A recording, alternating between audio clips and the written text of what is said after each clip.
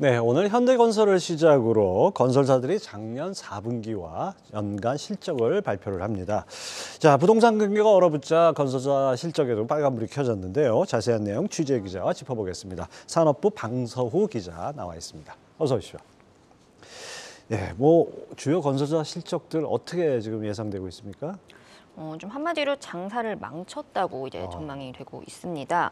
일단 증권가에서는 이제 현대건설과 대우건설 그리고 GS건설, DLENC 같은 이런 주요 상장 건설사들의 지난해 4분기 매출이 전년 동기 대비 평균 12% 늘어날 것으로 전망하는 한편 같은 기간 영업이익은 26% 감소할 것으로 내다봤습니다. 네. 연간 매출과 영업이익도 마찬가지입니다. 지난해 연간 매출이 1년 전보다 14% 증가하는 반면 같은 기간 영업이익은 19% 감소할 것으로 전망이 됐고요. 한마디로 이제 매출은 늘었는데 영업이익이 줄었다.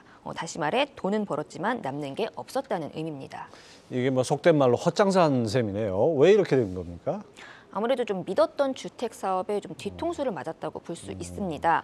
건설사들이 이제 부동산 경기 호황을 틈타서 이제 영업이익률이 높았던 주택 사업에 집중한 경향이 있었는데요. 이후 부동산 경기가 꺾이고 또 원자재 가격 상승으로 인한 원가 부담이 높아지면서 이제 다시 영업이익을 깎아먹은 겁니다. 네.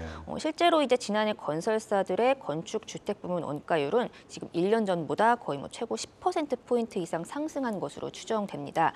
이에 따라서 영업이익률도 평균 8%대에서 지금 한 5%대로 떨어질 전망입니다. 네, 그렇다면 주택 비중이 높은 건설사일수록 실적이 좀 부진할 수밖에 없겠네요.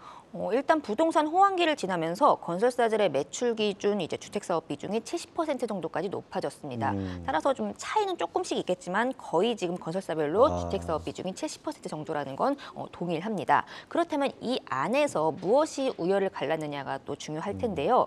일단 이렇게 어려운 상황 속에서도 계획대로 좀 이제 분양을 했던 주택 사업을 했던 곳들은 그나마 영업이익 감소폭이 적었지만 그렇지 못한 곳들은 영업이익 감소폭이 컸습니다. 아무래도 이제 원가 부담이 높아졌다면 좀 더 많은 일을 해서 좀 수익을 만회하고 그래야 하는데 이제 금리 인상 등으로 청약시장 분위기가 주춤하자 좀 분양을 미루면서 이제 그나마 분양 대금으로 돈을 벌 수 있는 기회도 날렸다는 소리입니다. 실제로 이제 주요 건설사들, 아까 말씀드렸던 4곳 대형 건설사의 지난해 분양 목표치는 거의 한 10만 7천 가구 정도였는데요. 정작 분양된 건 한 8만 3천 가구 정도에 불과했습니다. 특히 이 가운데 DLENC 같은 경우는 지난해 2만 300가구를 분양한다고 했던 목표 대비 절반에도 못 미치는 9,500가구만을 내놨습니다. 따라서 좀 DLENC의 분양 목표 달성률이 다른 건설사보다 저조했기 때문에 좀 영업이익과 영업이익률이 1년 전에 비해 한 반토막이 날 것으로 전망이 되고 있습니다.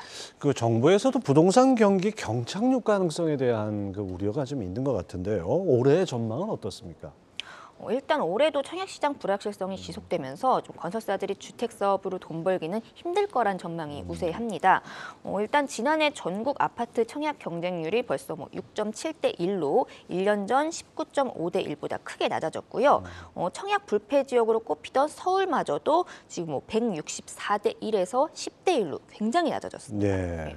건설사 이렇게 상황이 좀 청약 경쟁률이 낮아지면서 건설사 유동성에 영향을 미치는 미분양 아파트도 위험 수위인 6만 가구를 지금 넘어선 것으로 추정됩니다. 이 때문에 이런 것들을 반영해서 지금 건설사들이 좀 이제 분양 목표치를 많이 낮춰잡고 있고요. 그래서 이제 올해 전국 아파트 분양 예정 물량은 한 27만 가구로 지난해 대비 한 30% 줄어들 전망입니다. 대단지 아파트를 공급하는 대형 건설사들의 분양 목표치도 지난해보다 절반 이상 낮아졌고요.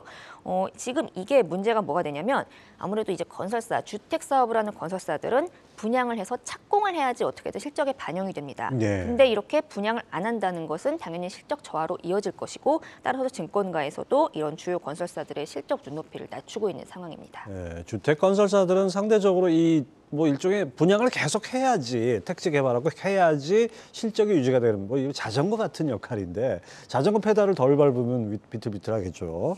자, 청약시장 얘기가 나와서 얘기 안 할 수가 없는데, 둔촌주공입니다. 단군 이래 최대 재건축이니 10만 청약서 이런 얘기들이 있었지만, 실제 뚜껑을 열어보니까 경쟁률도 낮았고, 미계약까지 발생했어요. 이 사업에 참여한 건설사들 걱정이 많았을 것 같습니다. 네, 일단 지난 17일이었죠. 정당 계약 마지막 날 추산된 초기 계약률이 70% 정도. 예. 바꿔 말하면 한 나머지 30%가 미계약으로 남았다는 소리입니다. 일단 이 부동산 호황기에도 초기 계약률 80%를 달성하기는 어렵다고 합니다. 따라서 이런 걸 감안하면 70% 정도는 좀 선방했다는 그런 평가가 나오고 있습니다. 다만 문제는 이 초기 계약률과 최종 분양률이 다르다는 점입니다. 네. 이제 건설사 실적에 영향을 미치는 거는 미분양 중에서도 악성 미분양인 준공후 미분양이기 때문입니다. 그러니까 준공 때까지만 아파트가 팔리기만 하면 된다는 거죠. 일단 준공된 이후까지 이런 미계약 물량이 팔리지 않는다면 건설사는 외상 공사를 해준 셈이 됩니다. 그렇죠. 예. 네. 그래서 아무래도 이제 둔촌주공 같은 경우는 지금 시공사업단이 지난해 조합과의 갈등으로 공사비를 못 받고 있었는데 분양까지 안 된다면 공사비를 받을 길이 더욱 멀어지는 겁니다. 실제로 지금 현대건설, 대우건설 그리고 HGC 현대산업개발, 롯데건설 굉장히 좀 우량한 그런 대형 건설사로 이루어진 시공단의 미청구 공사 금액이 총 1조 1,800억 원에 달합니다. 아이고. 지금 건설사별로 한 2,600억 원에서 4,300억 원 정도를 못 받은 상태라는 거죠. 만약에 둔촌주공이 준공 후에도 지금 미분양으로 계속 남아있다. 이 30%나 되는 미계약 물량이 지금 끝까지 미분양으로 남아있다면 건설사들은 이에 대비해서 대손충당금을 쌓아야 할 것이고 이런 것들은 당연히 건설사 수익성에 타격을 줄 수밖에 없습니다. 주된 수익원인 주택 사업이 이렇게 부진하다면 뭔가 건설사들이 대응책이 필요할 것 같은데요. 다른 실적 방어 수단이 있을까요? 올해는 그나마 이제 플랜트 부문의 약진이 좀 기대되고 있습니다. 좀 고유가가 장기간 지속되면서 글로벌 화공 플랜트 발주가 증가할 전망이기 때문인데요. 실제로 이제 현대건설 같은 경우는 지금 사우디아라비아 그리고 DLENC는 동남아시아 그리고 대우건설은 나이지리아와 이라크에서 지금 수주 소식을 기다리고 있습니다. 굉장히 좀 큰 금액, 조 단위를 예. 넘어서는 금액이고요. 이 밖에 좀 소형 모듈 원전이라든지 아니면 도심 항공교통 UAM도 건설사들의 새로운 성장 동력으로 자리를 잡아가고 있습니다. 하지만 이런 신사업 그리고 지금 새로 수주를 기다리는 이런 것들은 실제 실적에 반영되기까지는 시간이 걸립니다. 아까 말씀드렸듯이 이제 삽을 떠야지 실적에 반영되는 네. 거기 때문에 좀 이런 실적에 반영되기까지는 시간이 걸리기 때문에 당분간 이 주택 사업이 이렇게 좀 불확실성이 짙어지는 한 좀 건설업종의 추세적 회복은 어렵다는 게 전문가들 의견입니다. 네, 부동산 경기 침체가 이제 건설업종에 아주 시름을 더한다 이렇게 봐야겠군요. 방서우 기자 잘 들었습니다.